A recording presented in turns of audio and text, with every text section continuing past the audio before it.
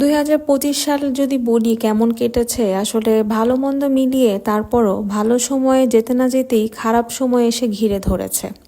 এই ব্লগটা হচ্ছে আমার পায়ের অ্যাক্সিডেন্টের আগের ব্লগ।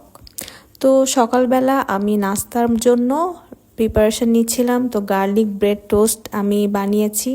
তো সওদাগর পেজ থেকে এই মধুটা এসেছিল।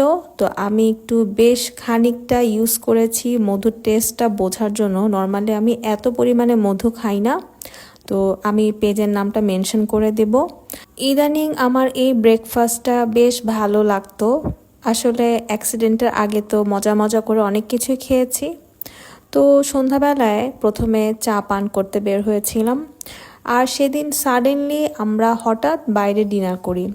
ওই যে কক্সবাজার থেকে এসে আমি যে একা আমাদের এরিয়াতে একটি রেস্টুরেন্টে গিয়েছিলাম, তো সেই রেস্টুরেন্টে আমি আর মহসিন দুজন গিয়েছি। তো রাতের ভিউটাও বেশ সুন্দর, রেস্টুরেন্টটা তো অনেক বড়, ইনডোর প্লেগ্রাউন্ড আছে, আর আমরা খুব মজার একটি খাবার অর্ডার করেছিলাম। এটা 1000 টাকার মধ্যেই ছিল এই সেট মেনুটা, এবং পেট ভরে খাওয়ার মতো ছিল, খুবই টেস্টি। তো পরের দিন আবার আমরা গিয়েছিলাম একটু মোমো খেতে, ওয়াফেল অ্যান্ড মোড়ে। ওয়াফেল না খেয়ে মোমো খেয়েছি। এখানে মোমোটাও বেশ মজার। মেনলি আমি বের হয়েছিলাম এই যে ফার্নিচারের দোকানে যাওয়ার জন্য।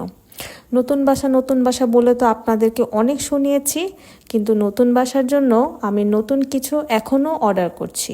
তো একটু ফার্নিচার অর্ডার করে এসে রান্নাবান্না। এর পরের দিন আমি আবার পার্সেল গুছাতে বসলাম।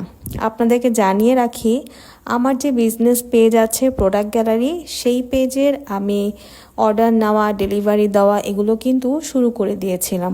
তো এই যে ফেরি সোপটার বেশ কিছু অর্ডার ছিল, আর কিছু সানস্ক্রিনের অর্ডার ছিল। তো সানস্ক্রিনটা বেশ ভালো, কোরিয়ান মিশা ব্র্যান্ডের। তো একটি আপু আমার কাছ থেকে সবসময় এই সানস্ক্রিনটা নিয়ে থাকে। এই ফাঁকে আমি এই ফেরি সোপটাও নিজের জন্য নিয়ে নিয়েছিলাম। Thanks for watching.